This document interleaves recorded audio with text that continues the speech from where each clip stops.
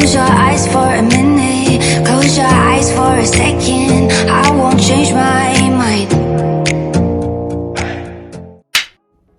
The Beverly Hills women sat down for part 1 of 3-part series for their reunion for this particular snooze fest of the season. Hi guys, welcome back to my channel, Poshcateyes Unfiltered. If you are new here, welcome. We welcome you. Posh fams, that's like we like to call ourselves here. Go through my playlist. There will be something that will keep you. And don't forget to share this channel with your friends. And for those of us who are regular, my ongoing true supporters, thank you for staying on. And as always, like, comment, and share this channel with your friends.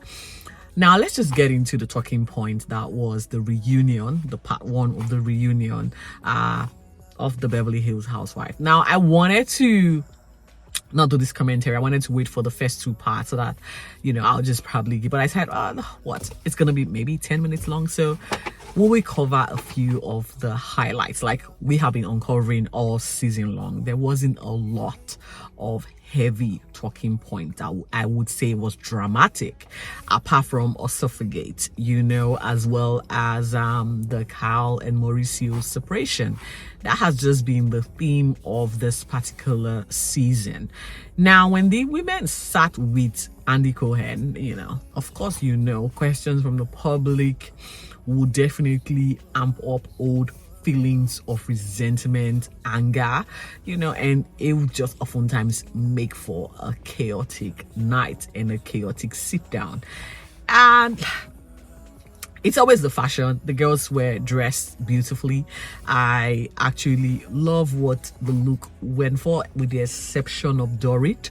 She seems to be a high fashion conscious lady, but what she did with her hair was quite tragic. Now, I am no fashionista by any means. That was hideous, and I do not know who has stylist team where they should have told her to take that thing or on gel whatever she gelled on. She just looked really wretched, and that took away from the outfit she wore. She wore a beautiful dress, and literally that thing was sewed on as she was walking on stage. I don't know, when they say size 0, it does come in literally you're sewed onto the size 0, and yeah, it was just, it wasn't it for me. Now, without taking much of your time, the highlights for me was actually Christelle, and I'm surprised to say this.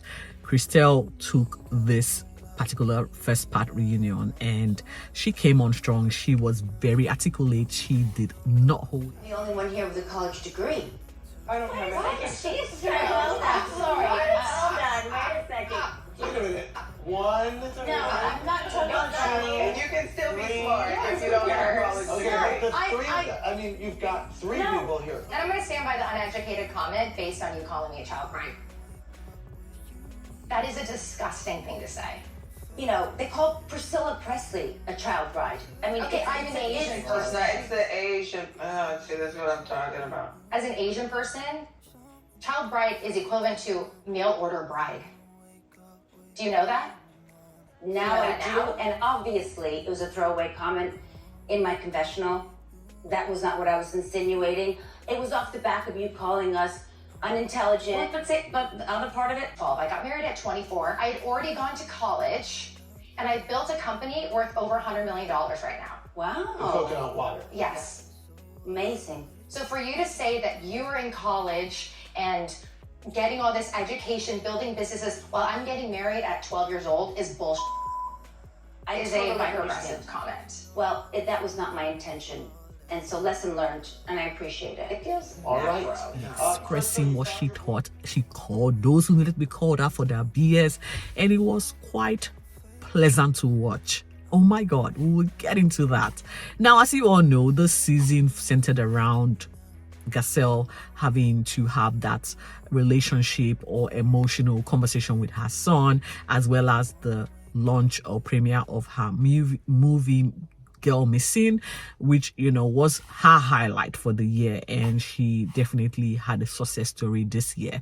Andy Cohen definitely acknowledged that, and we all know the situation between her and Dorit when it came to the cultural awareness when as it comes to referencing or the words we use around the African American women and just how it perceives or comes across, especially from a white woman, according to Garcelle, privileged. Okay, this particular conversation was what kickstarted this particular reunion. They harped on it again, you know, and I didn't know that Dorit had actually used the bubble thing to make a few Instagram comments, which she then doubled down on, saying that it was in poor taste and upon reflection she shouldn't have done those. And again, that sort of speaks to where the Garcelle angst is when it comes to Dorit. She is never aware and she's always playing the victim, and it's very sad to watch half the time. I think for some reason there were some Saturday or life on the couch or whatever, you know, what happens live event. Garcelle, one of them, Erica threw Kyle under the bus, because according to Erica, she's been shaded for the last 2 seasons or on the hot seat, and so she felt Kyle deserved to be on the hot seat for this one. Now, before the girls went on stage, we found out that Kyle has sent Dorit a message that sort of, according to Dorit, felt threatening and felt manipulative, because Kyle wanted to squash whatever beef they had off camera.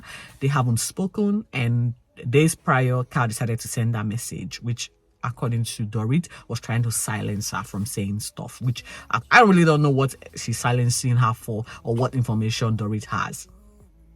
It's apparent that the friendship is now strained, because Kyle, on her live premiere or her live event or her interviews, she did downplay the extent of her friendship with Dorit, which I guess, thanks to Morgan coming into the picture, things are now very strained indeed. And so we went from here to having Kyle and Dorit hash it out. It wasn't smooth. There wasn't a lot from that conversation. I guess we're going to see more of that in part 2. Now, it came down to the new entrant, Anna Marie. We found out that Anna Marie was going through an emotional situation behind the scenes. Her mom was battling lung cancer. She eventually passed, which is quite sad. She was literally in tears while she was explaining the scenario and how she found the show confronting. And that's the thing. Why would you come on the show if you're dealing with such big emotional event? But again, it was a means of escape for her, according to her. And she has also doubled down on taking the responsibility for her ignorance in interpreting Sutton's esophagus issue, because she did get some heat from people who actually have this condition, and it's because we all know Anna Marie explained it away. And I also find out that in America, the anesthesiologist and the anesthetic nurse have got some type of angst between each other, given the fact that they both perform the same job description for less pay, because this is central, or was central, to her beef with Christelle, because Christelle said she lied about what she said she was, which I think now she did lie, or she did embellish the truth a little bit. But it turns out that there is a history with the medical board regarding surrounding what and who should be called who. Okay, I did find clarification, and someone did say, yes, there are pending issues in some countries. The roles are blurred, or the lines for these roles are blurred. So Anna Marie, you could be a doctor for all you know, and good luck to you. Then I think the issue was more the esophageal. Christelle said to her, you were out of line, and called it for what it is. It was really fantastic to watch, and I enjoyed every bit of it. Dorit tried to chime in by calling herself the most educated in the group, and she was shut down before she could even blink. Now, Dorit, how do you see yourself as being the most educated, and then you go and call Christelle as a child bride? And this is where Christelle won the night. Christelle actually said, for you to call me a child bride shows how ignorant you are, because I'm an Asian, and in light of the situation with the backhanded comment to Garcelle, the African-American woman, and stereotyping them, you have stereotyped me, and this is not acceptable in the Asian community. By the way, I got married at 24, and I run $100 million business.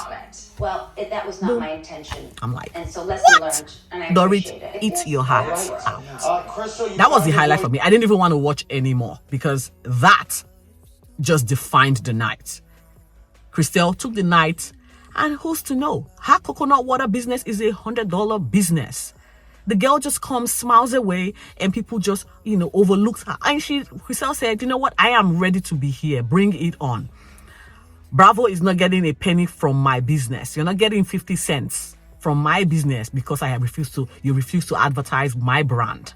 And you paint me the narrative you give across, or I come across as not being a talkative. She did speak for herself this season, calling out Anna Marie for who she was. Two-faced, called her a liar a couple of times and said, your credibility is non-existent. So whatever you say, we can't really take you seriously. Anna Marie tried to chime in by accusing Gasol of not supporting her. I'm like, Anna Marie, now you're beating a dead horse. You're reaching with this one. Stop, girl.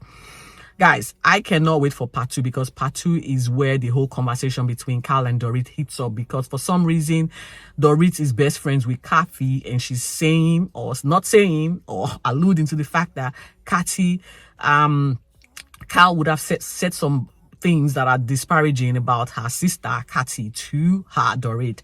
And when she doesn't show support for Carl gets upset. And I'm like, ooh, what are you about to spill? Again, they're alluding to the season prior where Kathy had unleashed at some event that was off camera. We cannot speculate because we don't know exactly what happened there. And so this is quite going to be an interesting one. This relationship breakdown is sad to watch, but juicy for my commentary. I guess, guys, like I said, part 1, I'm giving it to Christelle. There wasn't really much that I want to say apart from all of the conversations that had happened all season long. Let's wait for part 2 and see what were the talking moments. It's safe to say that the women are starting off strong with this reunion, and I cannot wait to unpack further drama, if any. Like I said, Christelle and her diamond peach, or whatever it is, diamond, whatever, till night. And I hope she doesn't leave, because these 3 women, Gasel, Sutton, and Christelle, needs to hold all these women accountable for their BS. Thank you, guys. I will see you soon. Stay safe and be focused. Bye for now.